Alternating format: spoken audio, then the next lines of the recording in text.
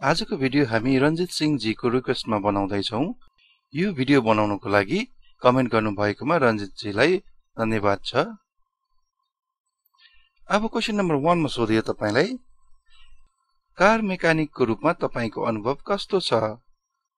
Interview लिने मान्छे स्वदेशी पनि हुन सक्छ, विदेशी पनि हुन सक्छ। विदेशीले इन्टरभ्यु लियो भने विदेशीहरुको बोल्ने टोन अलिकति फरक हुन्छ हाम्रो भन्दा। त्यसैले विदेशीले कसरी बोल्छ त्यो कुराहरु पनि हामीले सुन्ने प्र्याक्टिस गर्नुपर्छ, लिसनिङ प्र्याक्टिस गर्नुपर्छ। जस्तै विदेशीले तपाईले अब यसरी सोध्यो, What is your experience as a car mechanic? What is your experience as a car mechanic? यस्तो सोध्यो भने तपाईले उत्तर यसरी दिनु होला, मलाई कार मर्मत गर्ने 3 वर्ष भन्दा बढीको अनुभव छ। म इन्जिन, ब्रेक, सस्पेन्सन र इलेक्ट्रिकल सिस्टमहरु मर्मत गर्न सक्छु। I have over 3 years of experience repairing cars. I can work on engines, brakes, suspension and electrical systems. I have over 3 years of experience repairing cars. I can work on engines, brakes, suspension and electrical systems. तपाईको experience पछि अब तपाईले कुन प्रकारको गाडीहरुमा काम गर्नु भएको छ जस्तो क्वेशनहरु पनि आउन सक्छ। र सुरुमा तपाईले what is your name, how old are you यस्तो क्वेशन, सिम्पल क्वेशनहरु पनि आउन सक्छ। त्यो क्वेशनहरु मैले यसमा राखिन, त्यो सिम्पल क्वेशनहरु भएकोले यदि तपाईले सिम्पल क्वेशनहरु पनि हेर्न चाहनुहुन्छ भने हाम्रो पुरानो भिडियोहरु हेर्न सक्नुहुन्छ। विदेशको लागि इन्टरभ्यु भन्ने प्लेलिस्टमा छ सिम्पल क्वेशनहरु एन्सरहरु, कमन क्वेशन एन्सरहरु त्यसमा छ। अब क्वेशन नम्बर 2 मा जाउँ हामी। तपाई कुन प्रकारका गाडीहरुमा काम गर्नु भएको छ? What types of vehicles have you worked on? What types of vehicles have you worked on? उत्तरमा मैले प्राय सानो गाडी र एसयुभी हरुमा काम गरेको छु। कहिलेकाहीँ ट्रक र हाइब्रिड गाडीहरुमा पनि काम गरेको छु। I have mostly worked on small cars and SUVs. I have occasionally worked on trucks and hybrid vehicles.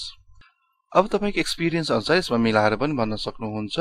I have mostly worked on small cars and SUVs.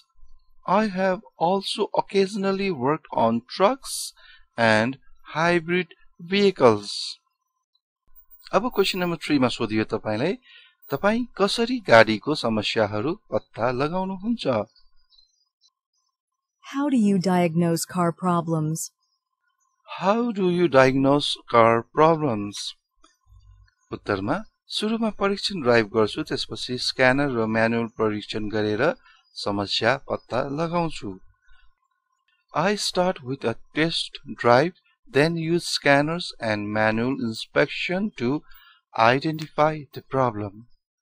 I start with a test drive, then use scanners and manual inspection to identify the problem.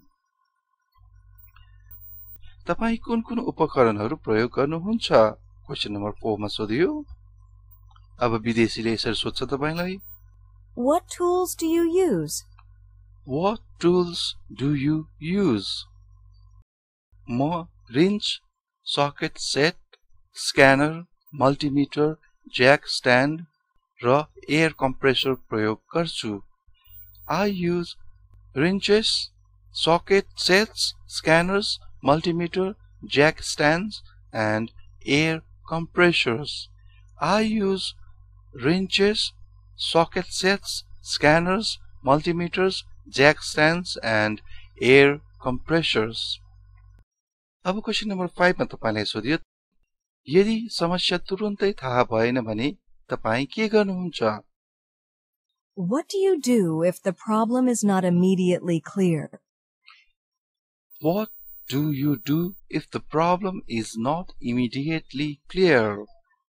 उत्तरमा म आधारभूत कुरा जाँच गर्छु, manual हेर्छु अनि आवश्यकता परेमा अन्य मिस्त्रीसँग सल्लाह गर्छु। I check the basic first, refer to manuals and consult other mechanics if needed. I check the basic first, refer to manuals and consult other mechanics if needed. त्यस्तै गरी क्वेशन नम्बर 6 मा सोधियो नयाँ गाडी प्रविधि बारे तपाई कसरी update रहनुहुन्छ? How do you stay updated with new vehicle technologies? How do you stay updated with new vehicle technologies? उत्तरमा म वर्कशपहरुमा जान्छु, तालिम भिडियो हेर्छु र निर्माता कम्पनीहरुका म्यानुअलहरु पढ्छु. I attend workshops, watch training videos and read manuals from manufacturers. I attend workshops, watch training videos and read manuals from manufacturers.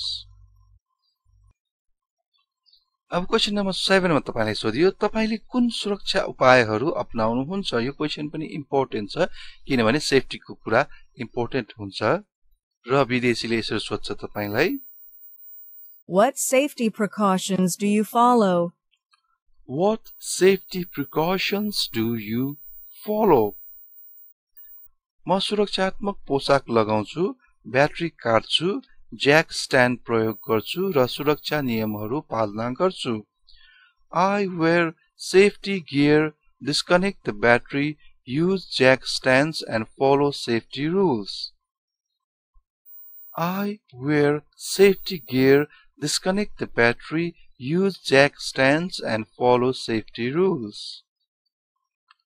अब question number 8 मा तपाईलाई सोधियो व्यस्त समयमा तपाई कसरी कामलाई प्राथमिकता दिनुहुन्छ? यो क्वेशन पनि इम्पोर्टेन्ट छ, कहिलेकाहीँ अब कामको धेरै लोड हुन सक्छ.